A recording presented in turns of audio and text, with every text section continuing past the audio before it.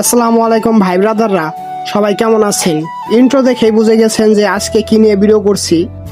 আজকে লটাখোলা উচ্চ বিদ্যালয়ে সেমিফাইনাল খেলা অনুষ্ঠিত হয়েছে খায়রুল সাহাদ ফুটবল টুর্নামেন্টের। সম্পূর্ণ ভিডিওটি দেখতে থাকুন। শুরুতে স্পোক নিয়ে মাঠে প্রবেশ করেছে উদ্বোধনী ম্যাচে। দেখতে দেখতে খেলাটি শুরু হয়ে গেছে। দুটি দলই সুন্দরভাবে গুছিয়ে খেলতেছে, সুন্দর সুন্দর পাস দিচ্ছে এবং স্কিল দেখাচ্ছে প্লেয়াররা। এখানে নামকরা তারকা প্লেয়ার ছিল, এই যে দেখতেই পারছেন নেইমার আজকের ম্যাচে খেলেছিল মোহাম্মদপুর ব্রাদার্সের হয়ে। আজকে প্রথম সেমিফাইনাল হয়েছিল মোহাম্মদপুর ব্রাদার্স বনাম দুবলি এর মাঝে। হাফ টাইমের আগে দুবলি 3 গোল দিয়ে বসে মোহাম্মদপুর ব্রাদার্সকে। নেইমার অনেক চেষ্টা করেও একটি গোল দিতে পারেনি আজকের ম্যাচে। চলে আসলাম হাফ টাইমের পর।